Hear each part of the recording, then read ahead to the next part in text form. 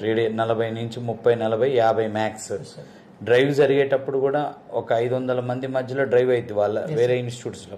మన దగ్గర 40-50 మందిలోనే కాంపిటీషన్. రెవాల్సిస్ జరిగింది డ్రైవ్. రెవాల్సిస్ డ్రైవ్ అటెండ్ అయింది 50 మంది, 6 ఆఫర్స్ వచ్చాయి. కపిలైటి డ్రైవ్ అయింది ఒక 45-50, ఆడ 5 ఆఫర్స్. జీవీఆర్ అటెండ్ అయ్యావా? జీవీఆర్ అప్పుడు ఎంట్రీ బ్యాచ్ ఇంకా రాలే. జీవీఆర్ 45 మంది అటెండ్ అయితే 15 ఆఫర్స్ వచ్చాయి. ఇప్పుడు మీరు నిన్న 6 మంది పంపించా, 6 మందిలో ఇప్పుడు 2 ఆఫర్స్ వచ్చాయి. ఇంకా నెక్స్ట్ విద్యులత ఇంటర్వ్యూకి వెళ్ళలే, రేపు వెళ్తుంది.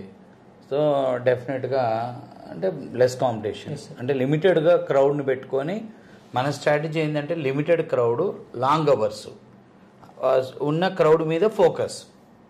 అంటే ఈ ప్రాసెస్ లో కొంచెం డిలే అయినా మా అమ్మ ఎప్పుడు డిమోటివేట్ చేయలేదు సార్. అసలు జాబ్ వస్తుందా రాదా అని కూడా అడగలేదు సార్. ఎందుకంటే మీరు మాట ఇచ్చారు, మీ మీద నమ్మకంతో కనీసం మీకు కాల్ కూడా చేయలేదు సార్. మా అబ్బాయి ఎలా చదువుతున్నాడు. మధ్యలో నేనే ఇంటర్వ్యూస్ ఏంది తనకి ఎక్కువ తీసుకుంటుంది, సిన్సియర్ ప్రిపేర్ అయ్యాడు కదా, 4 ఇంటర్వ్యూలు కాగానే నేను కూడా కొద్దిగా నేను పిలిచాను 1-2 సార్లు.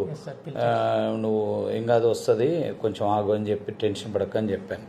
యా, సో ఎనీహౌ రియల్లీ అంటే your dedication, your hard work, your sincerity, your mother support and God blessings. దానికన్నా ఎక్కువ స్కూల్ అనేది నన్ను ఒక మార్చేసింది సార్. యా, అంటే ఇప్పుడు నువ్వు ఉపయోగించుకున్నావు ఇక్కడ వాతావరణాన్ని ఉపయోగించుకొని you achieved it and identifying me in YouTube by your mother, it's God direction, అంతే కదా. మేము ఎన్నో వీడియోస్ ఇంట్లో వీడియో చూసి ఇంకా అవుతున్నాం. నాకన్నా ఫస్ట్ ఎక్కువ మా అమ్మ మిమ్మల్ని నమ్మింది సార్. నమ్మింది, అదే. ఆ తర్వాత నేను ఇక్కడ డెమో అటెండ్ అయ్యాక నమ్మకం వచ్చింది, మా అమ్మతో చెప్పాను సార్. సో అదే మనం ఒక దీర్ఘకాలిక ప్రణాళికని మనం డిజైన్ చేసాం, సిస్టమాటిక్ మేనర్. జాబ్ రాగానే అమ్మకి కాల్ చేశాను సార్. తను చాలా హ్యాపీ ఫీల్ అయ్యారు సార్.